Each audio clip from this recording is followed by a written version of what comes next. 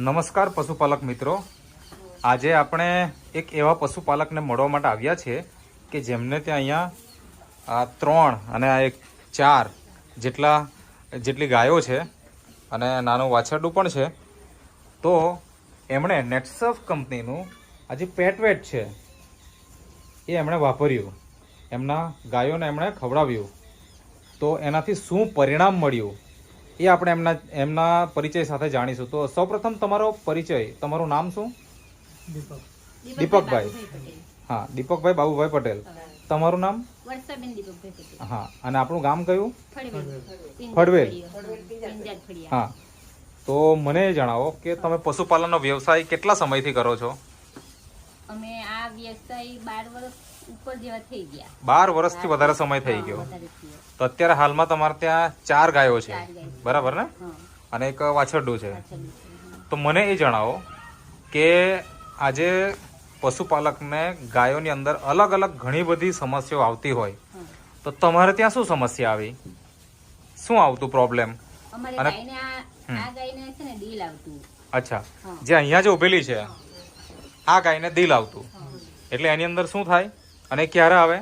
એ છે ને ગાભણમાં આવતું, એને દાખલ હોય, એ 6-7 મહિના થઈ ગયા પછી આવતો હોય, પછી અમે આ પાવડર ચાલુ કર્યો. અચ્છા, મતલબ કે અત્યારે કયું વેતર ચાલે? આ ત્રીજું વેતર છે. ત્રીજું વેતર છે.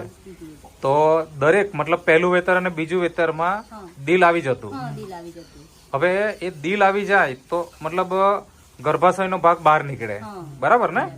હા, તો હવે એના ઉપચાર માટે તમે શું કરતા ત્યારે? અમે એને ડોક્ટર બોલાવતા. અચ્છા, પછી એ એની સારવાર કરતા. હા, પછી એ આવી જતું.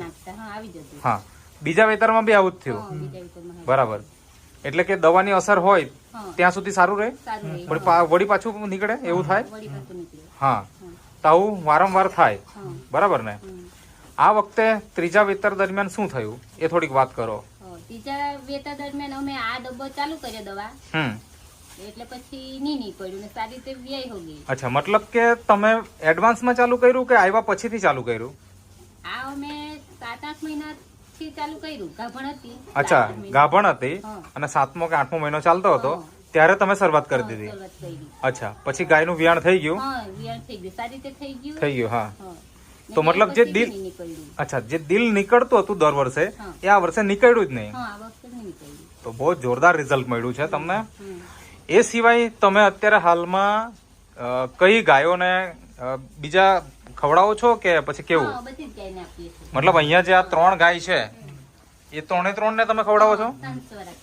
અચ્છા, સાંજ સવાર 2 ટાઈમ. તો એનાથી બીજો ફાયદો શું થયો તમે બોલી શકો? બીજો ફાયદો શું થયો? હવે માનો કે આ તો એક તો તમને દિલ નો પ્રોબ્લેમ થઈ ગયો, દૂધમાં કેવું છે? અચ્છા, અચ્છા, મતલબ કે બીજદાન કરાવ્યો પછી દાખલ નહીં થતી. તો આ વખતે બીજદાન કરાવ્યું તો દાખલ થઈ ગઈ, એવું? કેટલી વખત બીજદાન કરાવવું પડે? આમ જો આપણે આ પાવડર નહીં ખવડાવતે તો કેટલા સમય, કેટલી વખત? 2 થી 3 વખત બી કરાવવું પડે. અને આ વખતે એક વખત બીજદાન કરાવ્યું અને અચ્છા દાખલ થઈ ગઈ એમ. તો અત્યારે હાલમાં આ 1 ગાય 2 ગાય અને આનું પણ બીજદાન કરાવી દીધું?